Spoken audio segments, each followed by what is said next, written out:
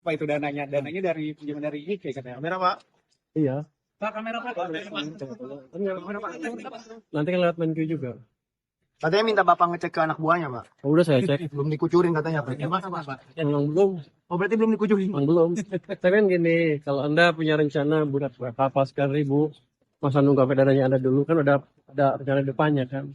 Jadi saya minta saya itu aja belum kelihatan gerakan di depan, itu aja. Aja Pak mau Gampang saya ngomong sama Pak Menteri, kan sahabat saya juga gampang.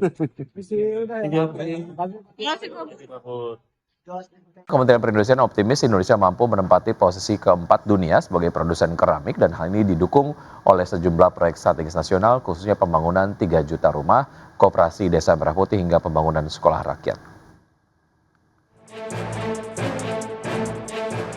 Kementerian Perindustrian mencatatkan industri keramik nasional memiliki visi untuk menembus peringkat 4 besar produsen keramik dunia.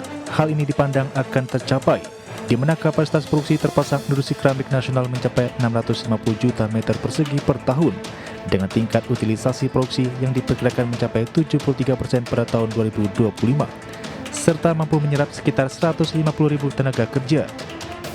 Untuk mengejar target tersebut, Menteri Perindustrian Agus Gumiwang Kartasasmita menyebutkan berbagai kebijakan strategis telah ditempuh pemerintah untuk mendukung peningkatan daya saing industri keramik nasional. Kapasitas produksi terpasang industri keramik nasional mencapai sekitar 650 juta meter persegi per tahun dengan tingkat utilisasi produksi ini catatan kami lebih rendah dari apa yang tadi disampaikan oleh Pak Edi ya. Di sini masih 73% serta menyerap sekitar 150.000 tenaga kerja. Kami juga optimis bahwa dengan kinerja yang terus-menerus meningkat dan baik, ini misi kita untuk menjadikan sektor keramik naik tingkat ke posisi keempat. Pada kesempatan yang sama, Ketua Umum Asosiasi Aneka Industri Keramik Indonesia atau ASAKI, Edi Suyanto menegaskan, pihaknya optimis industri keramik nasional mampu meningkat dengan utilisasi hingga 90%, yang didukung melalui berbagai program strategis pemerintah, mulai dari proyek pembangunan 3 juta rumah nasional, proyek sekolah rakyat, proyek dapur makan bergizi gratis, termasuk pembangunan gerai hingga dan gudang koperasi Merah Putih. Kehadiran pemerintah khususnya berkaitan dengan energi gas. Seperti kita ketahui bahwa industri genteng ini juga menggunakan gas sebagai salah satu, bukan salah satu ya, sebagai satu-satunya bahan bakar. Untuk tungku pembakaran menggunakan gas. Jadi untuk ekspansi tentu membutuhkan gas. Kedua, kami juga membutuhkan sumber bahan baku yaitu berupa clay. Ya, ini untuk bahan baku genteng. Di sisi lain, tingkat konsumsi keramik per kapita Indonesia yang masih berada pada kisaran 2,5 meter persegi per kapita atau lebih rendah dibandingkan negara-negara ASEAN lain yang berada pada kisaran rata-rata 3,5 meter persegi per kapita menjadi peluang yang besar untuk menciptakan pasar dan ekspansi industri keramik nasional. Dari Jakarta, Ade Firmansyah, Tim Liputan IDX Channel. Pemirsa, anggota Dewan Gubernur The Federal Reserve Steven Miran kembali mendorong perlunya pemangkasan suku bunga acuan secara agresif sepanjang tahun ini. Dalam pernyataan terbaru, Miran menyatakan bahwa kebijakan moneter saat ini dinilai terlalu ketat bagi kondisi perekonomian.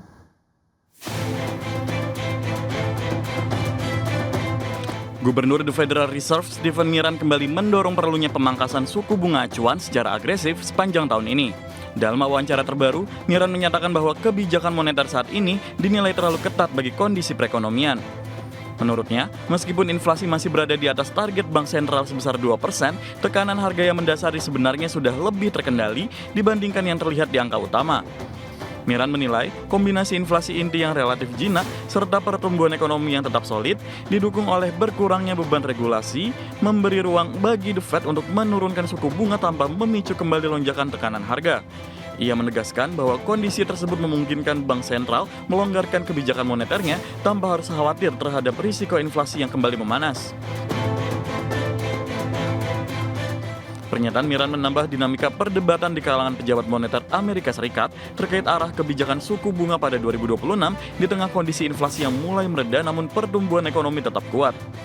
Sebagai catatan, masa jabatan Miran sebagai Gubernur The Fed secara resmi telah berakhir pada akhir Januari, namun ia masih tetap menjabat hingga pejabat baru dikonfirmasi untuk mengisi posisinya.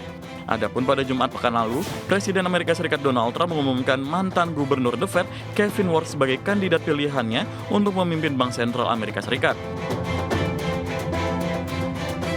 Berbagai sumber IDX Channel.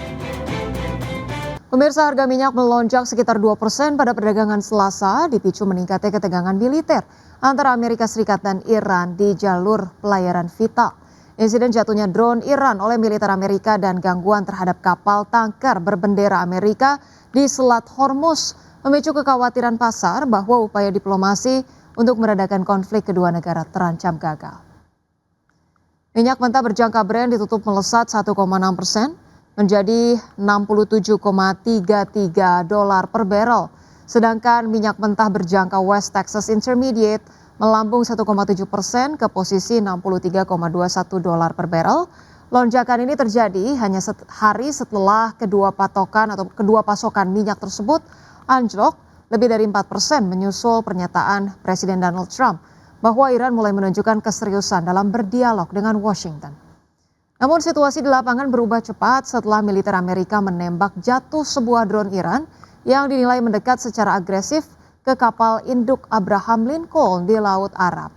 Di saat yang sama, sekelompok kapal cepat bersenjata Iran dilaporkan mendekati tanker berbendera Amerika di utara Oman, wilayah strategis di mana sebagian besar ekspor minyak dari anggota OPEC melintas menuju Asia.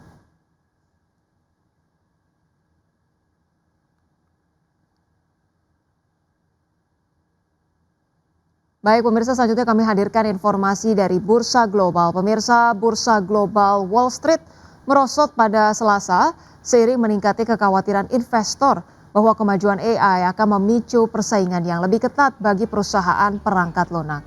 Pasar juga cenderung berhati-hati menjelang laporan keuangan kuartalan dari Alphabet dan Amazon yang dijadwalkan rilis pada pekan ini. Pada perdagangan Selasa, pemirsa, indeks S&P 500 turun 0,84% ke level 6.917. Indeks Nasdaq Composite turun 1,43% ke posisi 23.255 dan indeks Dow Jones Industrial Average melemah 0,34% ke level 49.240. Sementara itu, pemirsa, indeks acuan Eropa kembali mencetak rekor penutupan tertinggi pada Selasa meski penguatan tertahan aksi jual tajam saham teknologi, perangkat lunak, dan periklanan yang mengimbangi rally saham berbasis komoditas. Indeks Stoxx 600 ditutup menguat tipis 0,1% ke level 617,93. Meski demikian, bursa regional berakhir di zona merah dengan indeks DAX Jerman turun 0,09% ke level 24.775 dan indeks FTSE 100 Inggris melemah 0,26% ke posisi 10.314.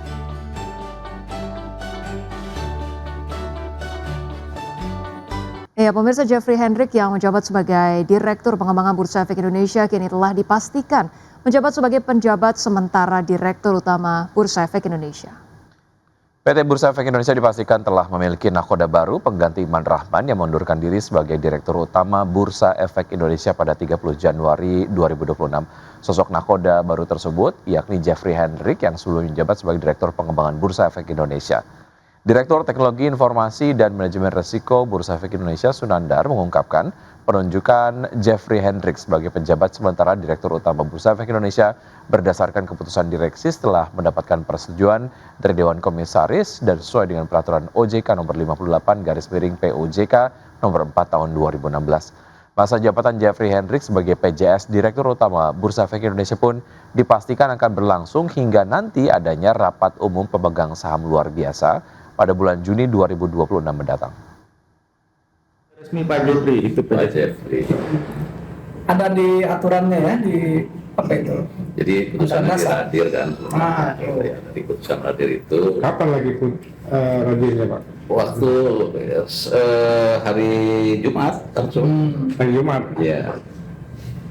Nah, cuman kan mekanisme pengunduran dirinya harus nanti dari proses. Gitu kan. Maksudnya pengunduran diri yang sebagai direktur gitu. Yang dirutnya. Oh, yang dirut belum proses. Gitu.